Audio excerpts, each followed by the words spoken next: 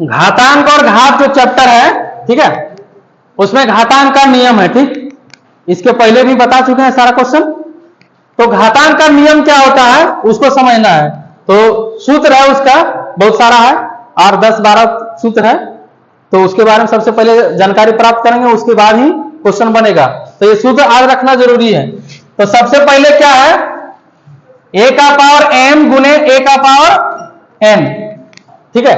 यहां ध्यान देना है, ये बेस यदि सेम है, ठीक है, बेस सेम है तब क्या होगा, पावर जुटेगा और ये गुना में रहेगा तब, ठीक है। a का पावर m गुने a का पावर n बराबर a का पावर m प्लस n, क्या है, बेस दोनों सेम है, ठीक है, तो पावर जुटेगा। दूसरा नंबर में है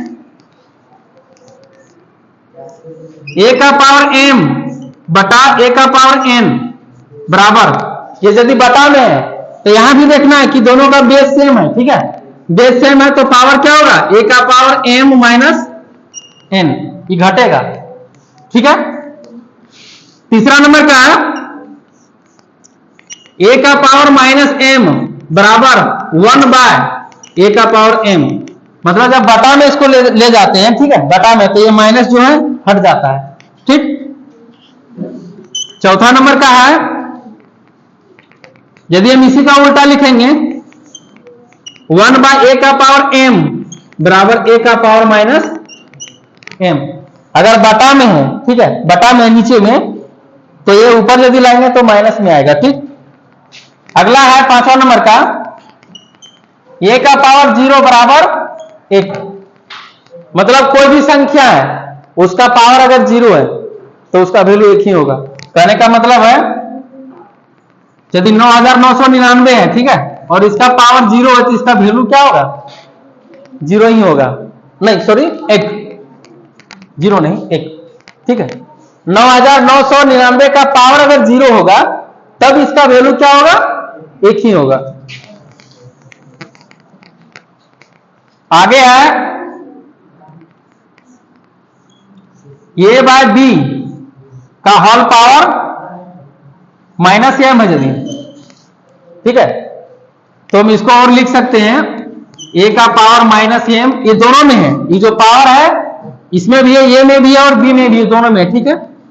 a का पावर माइनस m बटा b का पावर माइनस m, ये भी होगा। उसके बाद डायरेक्ट भी लिख सकते हैं, ये पलट जाएगा, ठीक है, b बाई a का पावर m, जो माइनस का चिन्ह है वो हट जाएगा, ठीक है। जैसे में क्या है, देखो b का पावर माइनस m है, इसको ऊपर ले जाएंगे तो b का पावर प्लस m होगा, बटा a का पावर माइनस m है, इसको नीचे ले आएंगे तो a का पावर प्लस m होगा। बात बराबर है सारा।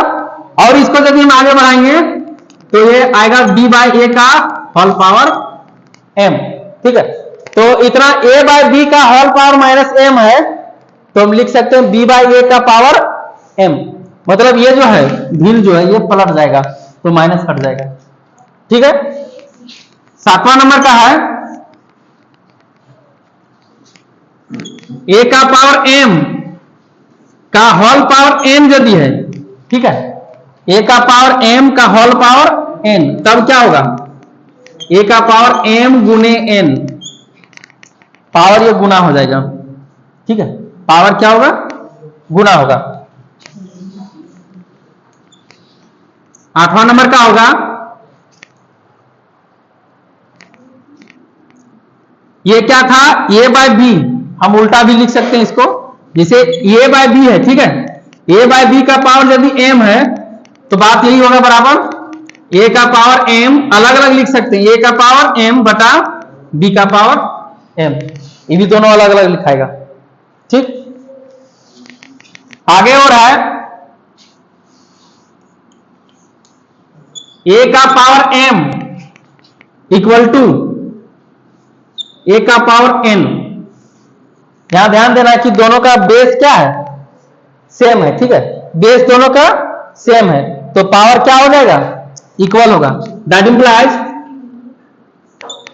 m इक्वल टू m, ठीक है, m इक्वल टू m, यदि a का power m equal to a का power n that implies m equal to m। दोनों का बेस यदि सेम है बराबर में, इस तरह दोनों का बेस यदि सेम है तो पावर भी सेम हो जाएगा, इक्वल हो जाएगा। ठीक है, पावर इक्वल होगा। अगला है 10वां नंबर का, a का पावर m है। ठीक है, a का power m equal to b का पावर m। a का power m equal to b का पावर m। तो यहां क्या है, बेस, ये बेस तो अलग अलग है लेकिन पावर दोनों क्या है, पावर सेम है। तो पावर दोनों का सेम है तो दैट इंप्लाइज होगा a इक्वल टू b। ठीक है, a इक्वल टू b। तो ये जो सारा बताए हैं, जितना फॉर्मूला है ये सारा जरूरत पड़ेगा। ठीक है, तभी ये घातांक और घात समझ में आएगा। ये जो नियम है घातांक के नियम, यही इसी के अंदर सारा नियम है ये। ठीक है, जरूरत पड़ने पर और यदि जरूरत पड़ेगा तो आगे चल करके और बताएंगे। ठीक है, लेकिन फिलहाल इतना जरूरी है। ठीक, तभी ये घातांक के नियम है, ये यदि याद कर लेगा तभी आगे चल करके बनेगा, नहीं तो एक जरा सा भी क्वेश्चन नहीं बनने वाला है, एक भी क्वेश्चन नहीं बनेगा। ठीक है, तो ये सब सारा आज करना जरूरी है। ठीक,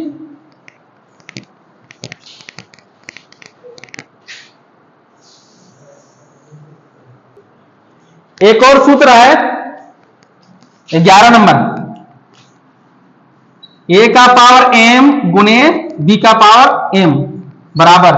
यहां ध्यान देना है कि ये अलग संख्या है, कोई b भी अलग संख्या है, लेकिन दोनों का पावर क्या है, सेम है। तब ये क्या होगा, a गुने b का होल पावर m। ठीक है, a गुने b का होल पावर m। उतार लो।